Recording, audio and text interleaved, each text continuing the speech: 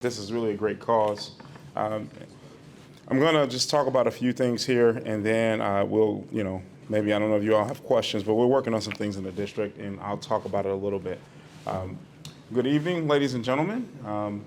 We want to thank you all for inviting me to come and talk about something many people don't quite understand or may question why the school district and small business. There's a direct correlation. As we were just discussing earlier, there's many opportunities for us to really build our community in partnership.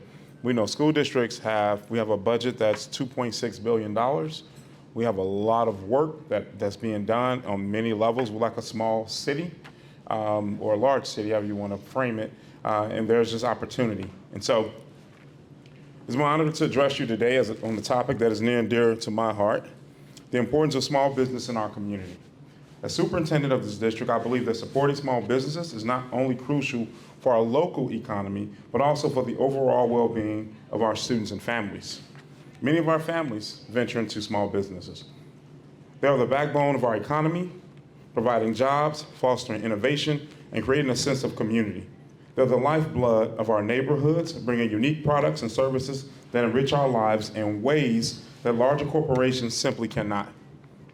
As a district, it is our responsibility to nurture and support these small businesses, ensuring that they thrive and continue to contribute to the vibrancy of our community.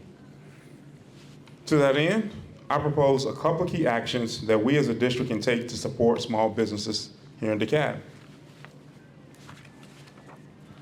Number one, internally promoting entrepreneur education.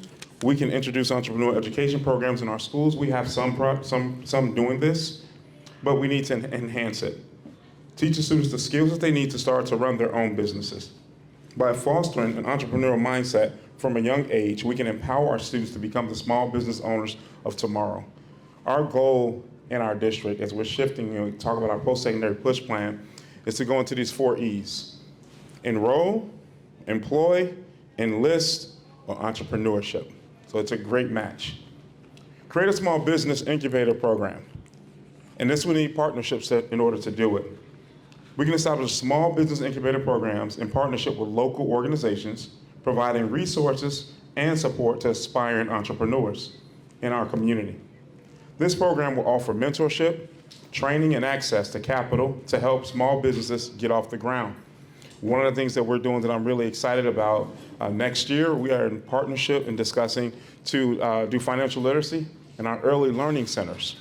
That's for our 3 and 4-year-olds. That's where we really need to think about start introducing our students to the value of the dollar. Wish I had that.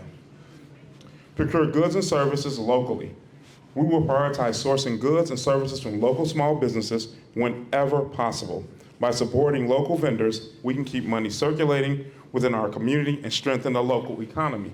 One of the things that we're getting ready to do in May, hopefully we'll have a chief equity officer position filled. It's the last cabinet position vacant on my team. And one of the responsibilities is to create the equity policy. Now I know this is Georgia, and they sometimes don't play that, but we have to fight back, and we have to create this. And within that policy, one of the critical arms will be, and the board is a huge fan, Dr. Morley has talked about it, Ms. Turner.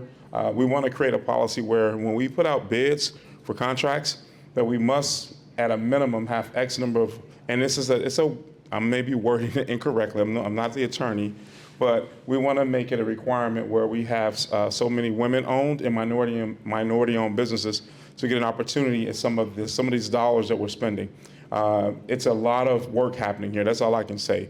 The $2.6 billion, while 90% of that, 89% of that is staff, 11% of $2.6 billion is a lot of money that we spend in our community, not counting when we do SPLOS and those other projects. We also want to celebrate small business success. And we do a little bit of that, but not as great as we should. We will highlight and celebrate the achievements of small businesses in our community through awards, recognition programs, and social media campaigns. By shining a spotlight on their success, we can inspire others to support and patronize small businesses in DeKalb. Supporting small businesses is not just a matter of economic development. It is a reflection of our values as a community.